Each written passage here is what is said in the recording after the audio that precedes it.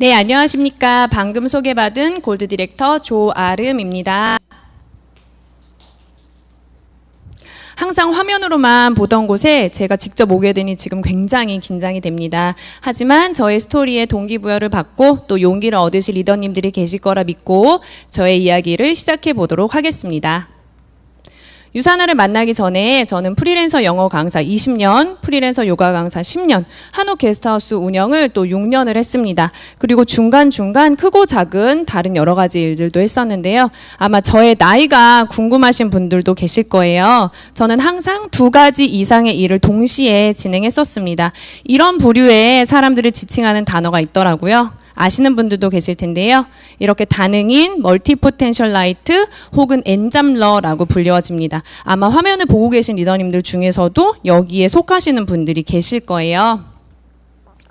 저의 인생의 테마는 자유입니다. 어릴 때부터 자유로운 삶을 사는 어른이 되는 것이 꿈이었습니다. 그러기 위해서는 관심 있는 분야에서 프리랜서 전문직이 되거나 혹은 자영업자가 되면 된다라고 생각을 했어요. 다능인적인 기질 때문에 저는 관심 분야가 많았고, 그래서 앞서 말씀드린 직업들을 가지면서 일도 하고 여행도 많이 다니는 그런 삶을 살았습니다. 제 삶에 대한 만족도가 굉장히 높았습니다. 이 정도면은 성공한 삶이 아닌가? 이런 생각도 했습니다. 하지만 저의 착각이었죠. 이런 삶은 사실 20, 30대까지는 꽤 괜찮았습니다. 하지만 40이 되자 너무나도 명확한 한계가 보이기 시작하더라고요. 우선 프리랜서 전문직은 제가 쉴 수 있을 때 쉬고 일할 수 있을 때 일할 수 있다는 것이 장점이라고 생각을 했는데, 끊임없이 구직 활동을 해야 한다는 어마어마한 피로감이 있더라고요. 그리고 주도권이 저에게 있다라고 생각을 했는데 상대의 상황에 따라서 수업이 캔슬되거나 지연되는 일들이 정말 많았어요. 그리고 그때마다 어김없이 저의 수입은 제로가 되었습니다. 그리고 저보다 잘나고 능력 있고 젊은 요가 선생님, 영어 선생님들이 넘쳐나게 되면서 내가 과연 언제까지 이 일을 할 수 있을까? 이런 두려움을 많이 느꼈습니다. 또 자영업자로서의 한계도 느꼈는데요. 저는 제가 운영하던 게스트하우스는 규모는 굉장히 작지만 내실 있게 그렇게 운영하던 곳이었습니다. 예약 사이트 평점이 거의 9.8점일 정도로 굉장히 높았어요. 그러다 보니 100% 저의 손길이 필요했고, 저의 집중이 조금이라도 떨어지면 바로 타격이 생기더라고요. 그래서 손님들의 컴플레인이 생기기도 하고, 또 예약 사이트의 평점이 바로 낮아지기도 했습니다. 손님들은 휴식과 힐링을 하기 위해서 저희 집에 오셨지만, 정작 주인장인 저와 가족들은 동네에 개가 밤새 짖으면 어떡하나, 보일러가 고장나면 어떡하나, 전기가 끊어지면 어떡하나, 이런 걱정을 하느라고 밤을 새는 일들이 진짜 많았습니다. 그러다 보니 생활의 리듬도 깨지기 시작했어요.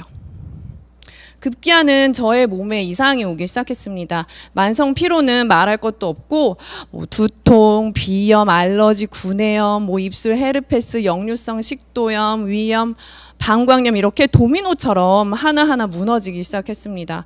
또 제가 매일 이불을 갈고 청소를 하다 보니 없었던 관절염까지 생기기 시작하더라고요. 어느 날 거울을 봤는데 거울 속에 정말 피로에 찌든 40대 여인이 한 명 있더라고요.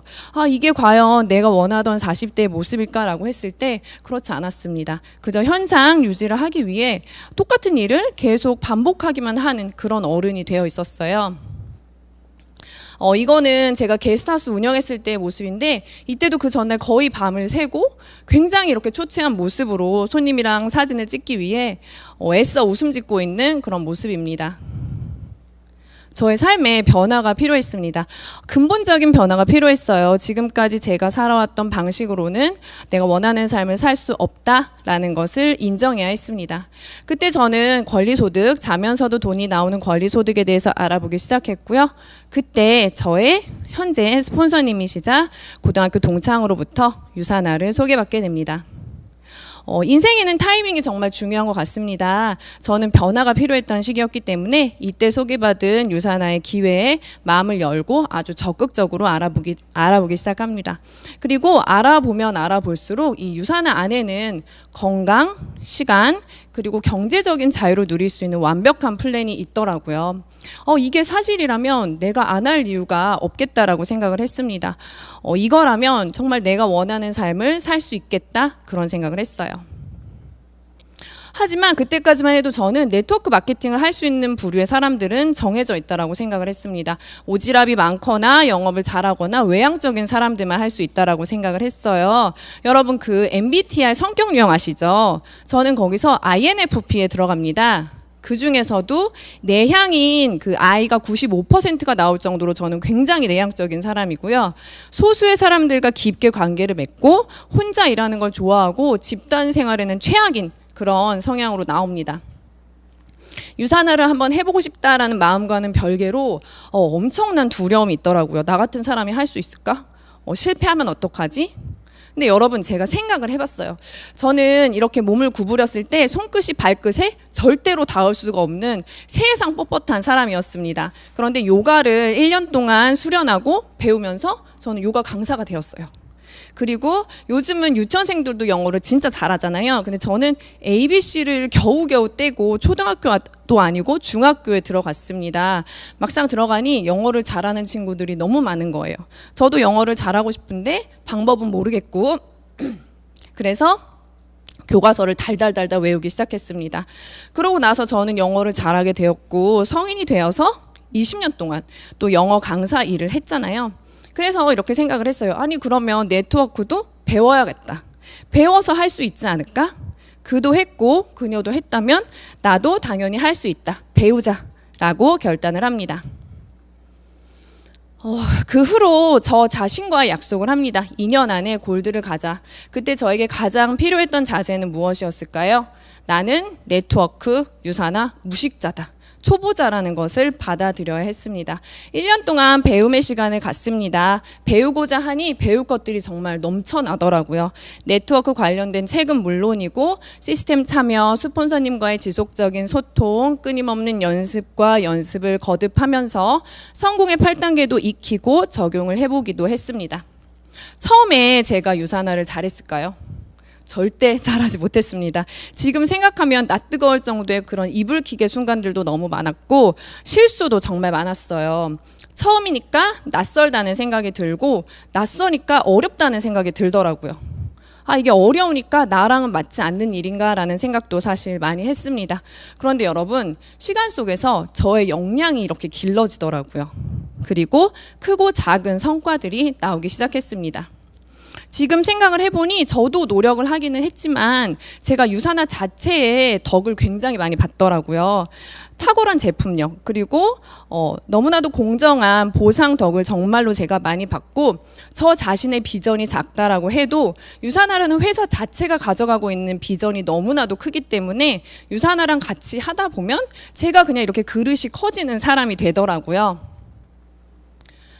저의 성향적인 특징을 좀 보완하고 싶어서 저는 블로그도 시작을 했습니다. 이렇게 제품과 리셋에 대해서 포스팅을 하기 시작하니 소비자들이 생겨나기 시작했어요. 그리고 저의 마이스토리와 유산화 여정을 포스팅하기 시작하니 드디어 사업 문의가 오기 시작했습니다. 그뿐만이 아니라 이미 유산화를 시작하고 사업을 하고 있는 리더님들께서 저랑 성향이 비슷한 분들이신 거예요.